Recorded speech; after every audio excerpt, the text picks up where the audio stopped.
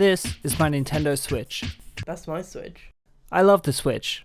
I love the games, the Joy-Cons, but what I don't love is the dock. I mean, seriously, what happened here? So today, I'm going to be making a custom dock for my Nintendo Switch. Dude, that's my Switch.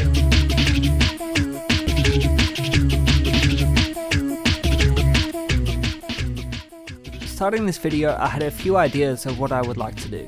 See, I found this model someone made on Pinterest that I took heavy inspiration from, and I wanted to create like a cloud sort of scene. The second idea I had was to picture the characters inside a Mario type universe, but seeing how Nintendo reacts to fan-made content, I think I'm going to stick to the clouds. So of course, how all my videos start, we open Blender.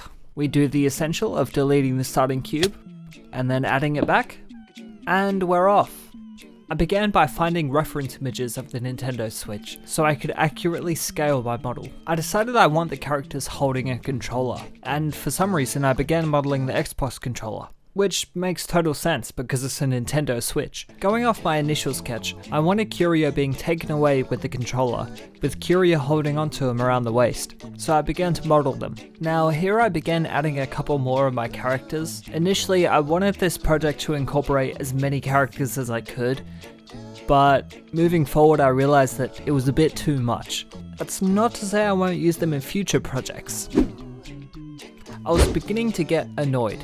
See, I don't know if you've noticed through my videos, but I don't know how to sculpt. All I do on Blender is pick the shapes I want, use a subdivision surface modifier, which makes it smooth, and I shape it like that. I thought I'd be able to get away with adding a bunch of UV spheres, but this was seriously taking a toll on my machine.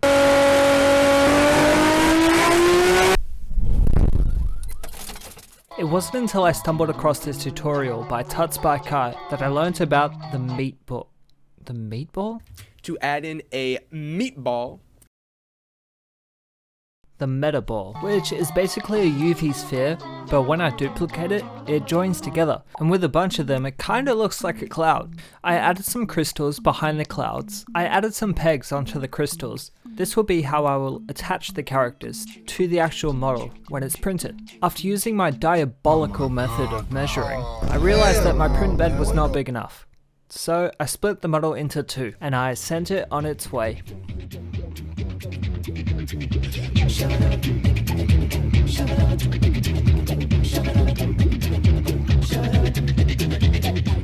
I got part 1, part 2, part 3, and part 4.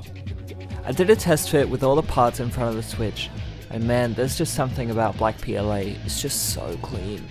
After a sand, I hit all the parts with this grey spray primer.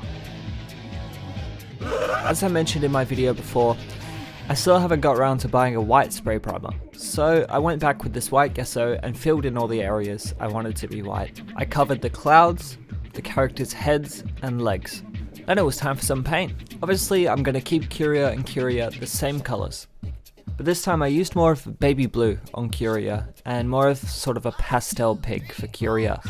This was arguably the most anticipated part of painting for me. The crystals. I used this reference photo of a crystal from Crash to Insanity. I went over the crystals with more of a pink rather than a dark purple, and I feel like it looked great. I separated the sides of the crystal with one side being hot pink to simulate sort of a light reflection. I then used white paint to add highlights onto the crystals. I went over the clouds again with white paint just to clean up the lines, and then I added this really light blue to act as a shadow underneath the clouds. This took a few tries, but it came out quite nice. I also won't have to paint their glasses as I printed everything in black PLA. Now here comes a big mistake. I didn't glue the model together before I started painting. The edges of the model weren't flat enough to glue together, and there was really no surface area, just these little clouds at the bottom that were going to hold each other together. I tried sanding them back, and I tried using, for some reason, a lot of blue tack and a lot of super glue, and it worked for about 5 minutes. So off camera I reprinted some crystals, painted them a darker purple, and glued the pieces on top of this. Can you see the mistake in the model? Well yeah, but I'll just Photoshop the thumbnail and no one will see it. As a finishing touch, I took a toothbrush, I dipped it in white paint, and I flicked the paint onto the model. These came out looking like little star shimmer type things. They look pretty cool. I glued on the glasses of each character and the switch into Curio's hand. And just like that, everything was ready. The road rules, but you need the real world. We should take a walk someday.